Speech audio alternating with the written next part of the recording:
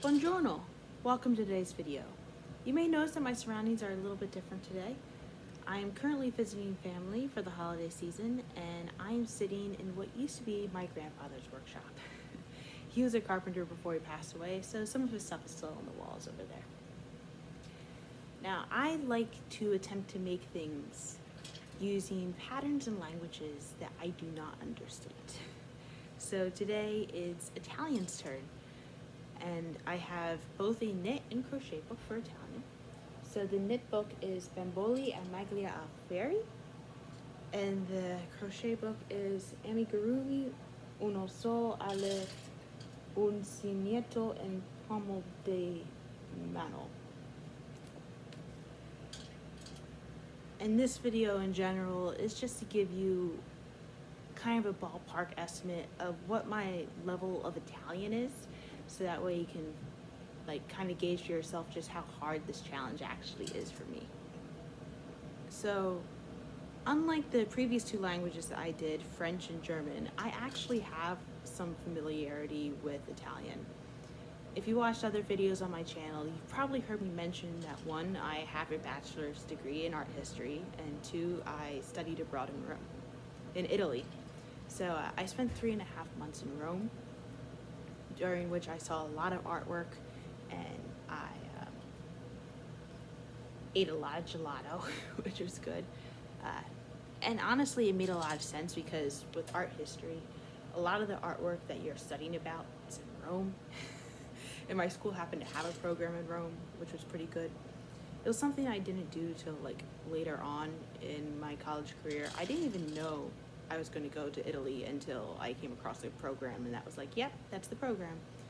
So when I had decided to go study abroad in Italy, I did not know any Italian. I made the decision to start learning Italian the week I decided I was going to study abroad in Rome. So that was my introduction to Duolingo. So I practiced Duolingo for at least 3 months before I went to Italy. And then when I was in Italy, because I didn't know any Italian, I had to take an introductory Italian course while I was there. So by the time I got to Italy, I knew enough to walk into a restaurant and get myself a meal. I mean, I stumbled through the interaction, but I ended up with a glass of white wine and I think it was a prosciutto sandwich that day. And then by the time I left, I could order more food more competently.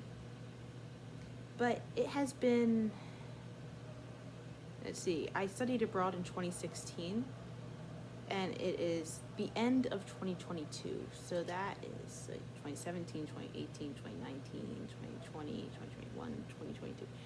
It has been 7 years since I've studied abroad. I haven't had the ability to go back since then to practice my Italian.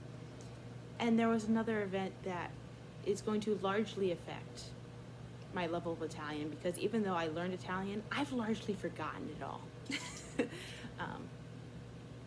Something else that happened after I studied abroad, so I want to say 2019, because it happened before the pandemic, I won an all expenses vacation to Cancun, and I took my mom. I won it from a raffle at work, and at that point I started learning Spanish again so I could talk with the people in Cancun. And the thing with Italian is it's very, very similar to Spanish, so I kind of put all the Italian out of my head so I could focus on Spanish and not get that mixed up in my mind. And quite honestly, when it comes to languages that I use more, Spanish makes more sense because I come across more people who only speak Spanish than people who only speak Italian where I live. So I learned Italian at one point, but I have forgotten pretty much all of it. I think when it comes to actually saying the words, I may be able to guess what some of the stuff means. I think I may be able to guess what some of the words mean. I will have it more Italian sounding than maybe just trying to twist the words with an English pronunciation, which was essentially what I was doing with French and German. So I think I'm gonna find this a little bit easier than French and German, but maybe a bit harder than I did with Spanish. So like right in the middle there. So yeah, if you want to see me unknowingly butcher the Italian language, feel free to join. I'm going to have a separate series like I always do for knitting and the crocheting, and we're going to have some fun. So that was today's entertainment. Have a nice day. Ciao.